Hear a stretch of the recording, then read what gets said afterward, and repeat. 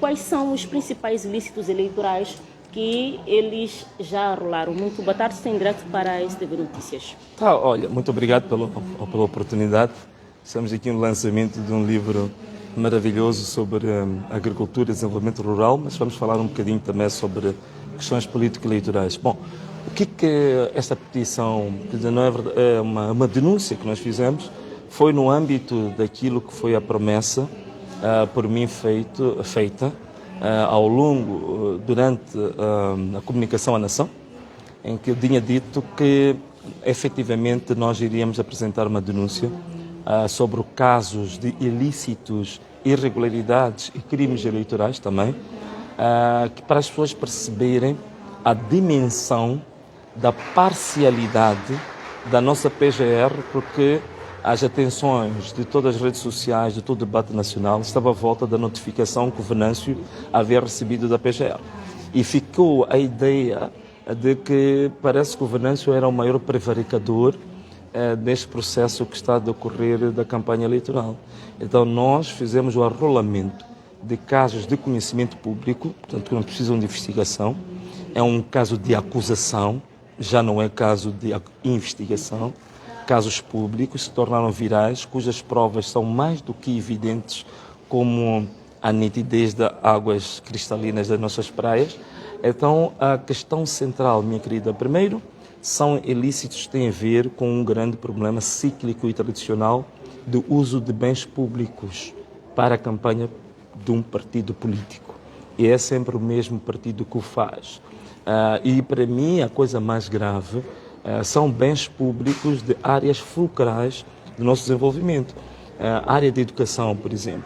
Nós, neste momento, houve um grande investimento que foi feito em relação a viaturas que foram adquiridas para o Ministério da Educação, que era para suportar, digamos assim, os distritos, as províncias e lugares de difícil acesso em matéria de educação. Essas viaturas, há tantas viaturas cujo registro é público a serem usadas na campanha de um partido político. Ponto número 2. O uso de viaturas, bens públicos, até das forças de defesa e segurança. Portanto, temos imagens com matrículas que se tornaram virais de a Polícia da República de Moçambique, que diz que não tem meios para proteger o povo, de viaturas da polícia a servirem à campanha de um partido político. Portanto, primeiro, uso de bens públicos. Não se esquecendo que ainda no período da pré-campanha, o candidato do partido que neste momento está a governar de forma ilegítima, ilegal e fraudulenta o país, este candidato usou o avião presidencial para fazer a sua pré-campanha. Um avião presidencial que já vem de uma polêmica porque foi adquirido violando a própria lei orçamental. Portanto, é um debate já antigo. Outra questão também que se coloca aqui são outro tipo de ilícitos que tem a ver com a violência eleitoral praticada pelo mesmo partido. E dos casos que nós arrolamos, até nem são do Podemos, nem da CAD. O caso mais evidente foi, digamos, a destruição de mastros de bandeiras de outros partidos, com destaque para o MDM, em que essas imagens penso que foram as que mais correram nas redes sociais e pelo mundo, e que foram equipes, nem foram pessoas individuais, foram equipes dos comitês provinciais deste mesmo partido a destruir material, a agredirem pessoas. E outro lado, dentro daquilo que a gente sempre diz, este país precisa ser despartidarizado. Nós precisamos de um Estado despartidarizado. Nós temos variadíssimos casos de intervenção das Forças de Defesa e Segurança, da Procuradoria e dos tribunais manipulados, manietados para prender, condenar, sentenciar membros da oposição que supostamente tenham cometido irregularidades. No caso do Podemos, os 2 casos exclusivos que nós tivemos de pessoas que estavam envolvidas em ilícitos, um foi Emakanga, o nosso mandatário, foi detido, ficou uma semana detido, agora o juiz decidiu para a sua soltura porque não havia fundamentos da sua detenção, e em Tete eu reconheci publicamente que de fato houve um ilícito, um membro da nossa delegação distrital de Tete que rasgou a bandeira de um certo partido. Acaba de ser condenado a 10 dias de prisão efetiva e penso que cerca de 10 salários mínimos por aí fora. Portanto, veja só a disparidade. Quando se trata de membros da oposição, os únicos 2 casos que aconteceram com Podemos, as pessoas foram detidas imediatamente, foram condenadas exemplarmente e a justiça foi célere contra eles. Temos aqui mais de 30, 40 casos do partido que está no poder. E não começou hoje, começou na pré-campanha.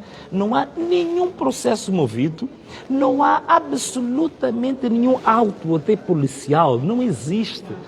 Não se esqueça que ainda durante as eleições autárquicas houve um caso muito grave, que até deputados deste mesmo partido colocaram camisetes de 2 partidos e foram pisando essas camisetes e não há nada que aconteceu com essa gente. Ou seja, estamos portanto, a dizer que há uma a PGR dualidade, está a ser muito parcial. há dualidade de critérios. Portanto, a PGR está, digamos assim, a divorciar-se das suas competências originais, que são de guardiã da legalidade. Não está a cumprir esse papel. Portanto, não está a agir nem com isenção, nem com imparcialidade, nem de forma objetiva e muito menos baseada na lei e na Constituição. Portanto, é a única coisa que podemos dizer, que de fato estamos perante um caso que comprova que um dos pilares do nosso manifesto, que é a despartidarização do Estado, e até posso dizer a desfrelimização do Estado, é extremamente importante e necessária. Agora, com esta petição submetida hoje, acha que haverá alguma resposta boa? Estamos a colocar a PGR na prova dos 9. Aqui tem a PGR a ser desafiada para sabermos o que ela vai dizer nos próximos tempos. Nós juntamos casos públicos, cujas provas são mais do que evidentes. Vamos ver o que é que a PGR diz. Não é um caso, não são 2, não são 3, não são 10, não são 20. São inúmeros casos que nós demos a conhecer a PGR e vamos ver o que a PGR desta vez vai dizer em relação a esses casos. Portanto, esta é a nossa grande expectativa de ver se a PGR de fato existe ou é um fantasma. Venâncio Mondlane, outro assunto que está não muito ligado ao assunto de hoje, da PGR, mas uma questão que foi levantada na semana passada em relação à questão da pena de morte, que faz parte do seu manifesto. Isso é verdade, não é? Não. O meu manifesto, recorde-se de uma coisa, o manifesto do Venâncio Mondlane foi o primeiro manifesto apresentado publicamente. No dia 4 de julho, lembro-me dessa data, como é uma data simbólica para os Estados Unidos da América, no dia 4 de julho, nós fomos o primeiro pré-candidato e o primeiro partido que apresentou o manifesto. O nosso pré-manifesto tornou-se público e foi de discussão pública. E nós vamos ainda, dentro de dias, apresentar já em formato de livro o manifesto definitivo. Em nenhum momento o nosso manifesto se refere à pena de morte nem nada disso. Agora, o que acontece é que não pode ser confundido uma coisa. Eu não sou membro do Podemos.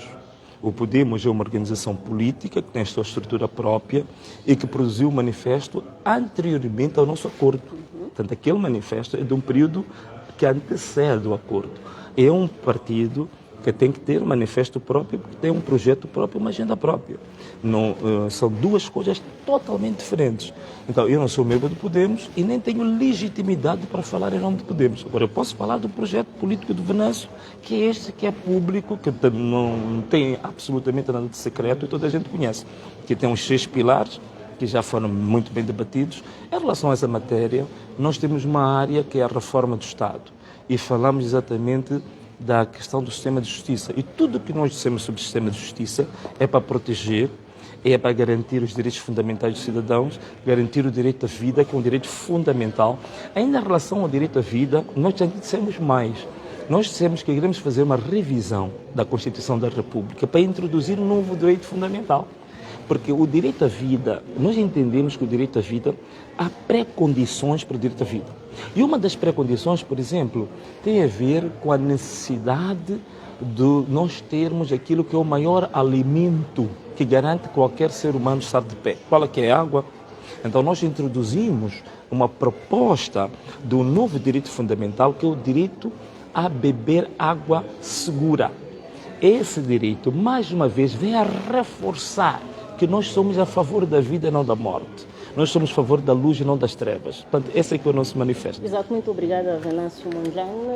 Um resumo daquilo que consta no daquilo que consta no documento submetido esta tarde pelo mandatário Elvino Dias à PGR, com os ilícitos eleitorais arrolados, e Venâncio Mondlane disse que há pouco tempo que a PGR está a ser de alguma forma parcial, pois olha apenas para os ilícitos cometidos pela oposição. Leonardo Mustafa, nós ficamos por aqui. Boa tarde. E então nós aqui também chegamos ao fim desse mini direto para a nossa página oficial, para o nosso canal também oficial do YouTube. O que vamos fazer? Agora vamos assistir ao lançamento do livro sobre o Sustenta. Um forte abraço, um beijo e tchau! Faz favor, vocês podem ter uma foto.